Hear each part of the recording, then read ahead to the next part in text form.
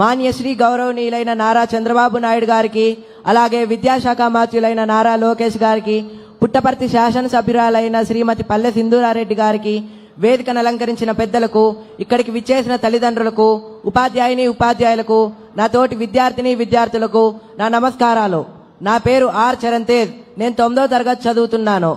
పద్మాకరం దినకరో వికసం కరోతి, చంద్రో వికాసైతి కైరవ చక్రవాలం, నా అభ్యర్థితో జలధరోపి జలం దదాతి, సంత స్వయం పురహితే విహితాభియోగా. ఈ పద్యం యొక్క భావం ఏంటంటే, సూర్యుడి కిరణాలు పడగానే పద్మాలు వికసిస్తాయి, అలాగే చంద్రుడి కిరణాలు సోకగానే కలువలు వికసిస్తాయి. మేఘుడు మనం అడగకుండానే వర్షాన్ని ఇస్తాడు. మీలాంటి పెద్దవాళ్ళు ప్రజలు అడగకుండానే సహాయం చేస్తారు సార్. ఇవి గొప్ప వాళ్ళ యొక్క లక్షణాలు.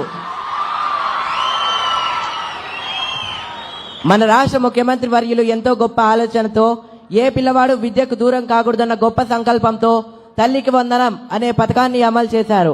ఒక్కో విద్యార్థికి 15,000 చొప్పున ఆర్థిక సహాయం చేశారు. కుటుంబంలో చదివే విద్యార్థులు ఎంతమంది ఉంటే అంతమందికి తల్లికి వందనం అందజేస్తున్నారు. మా గృహం నందు కూడా మేమిద్దరం తల్లికి వందనం లబ్ధి పొందాం సార్.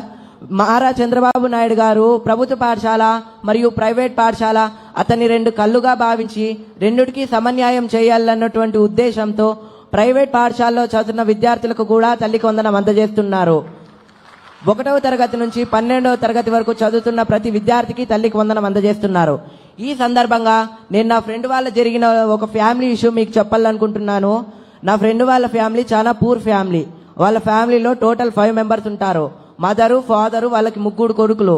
గత ప్రభుత్వం తల్లికి వందనం ఒకరికే ఇవ్వడం వల్ల ఒకరు మాత్రమే చదువుకోవడానికి వీలుంటుంది. మిగతా 2 వాళ్ళ పేరెంట్స్ తో కలిసి కూలి పనికి వెళ్తా ఉంటారు. అది గమనించిన మన రాష్ట్ర ముఖ్యమంత్రి వర్యులు, ఏ పిల్లవాడు ఇలా కూలి పనికి వెళ్ళకూడదు, 18 ఏళ్ల వయసు లోపున్న ప్రతి పిల్లవాడు కంపల్సరిగా పాఠశాలలో లేదా కళాశాలలో చదువుకోవాలా అనే గొప్ప సంకల్పంతో తల్లికి వందనం అనే పథకాన్ని అమలు చేయగా, కుటుంబంలో ఎంతమంది విద్యార్థులుంటే అంతమంది విద్యార్థులకి తల్లికి వందనం అందజేస్తున్నారు. మీరు ఈ తల్లికి వందనం అందజేయడం వల్ల వాళ్ళు సంతోషంగా పాఠశాలకు వెళ్లి చదువుకోగలుగుతున్నారు సార్. మీరు ఇంత గొప్ప కార్యాన్ని తలపెట్టినందుకు నా హృదయపూర్వక నమస్కారాలు. నేను మీకు మాట ఇస్తున్నాను సార్, మీరు ఈ తల్లికి వందనం క్రింద ఇచ్చిన అమౌంట్ ఏదైతే ఉందో ఇది నేను వృధాగా వాడను. నా పై చదువు కోసం ఉపయోగించి మీ ప్రభుత్వంలోనే నా చదువు అంతా ఫినిష్ చేసి ప్రభుత్వానికి, దేశానికి ఉపయోగపడేలా తయారైతానని మాట ఇస్తున్నాను sir. Thanks for giving this golden opportunity. ఎంతో చక్కగా మాట్లాడిన చరణ్కి మా కృతజ్ఞతలు.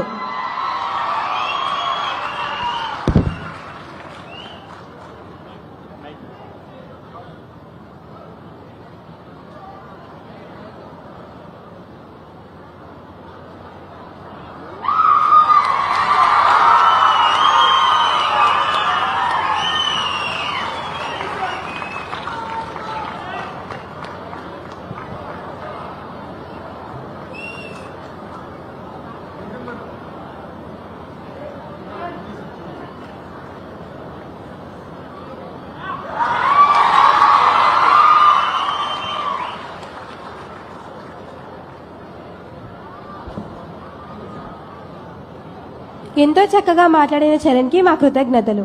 ఇప్పుడు మన కళాశాల పూర్వ విద్యార్థి, వెల్లూర్ ఇన్స్టిట్యూట్ ఆఫ్ టెక్నాలజీ అమరావతిలో ఉచిత సీట్ను సాధించిన కె నవరత్నను వేదికపైకి ఆహ్వానిస్తున్నాం. తన విజయ సాధనకు చేసిన కృషిని యువతతో పంచుకోవాలని కోరుకుంటున్నాం.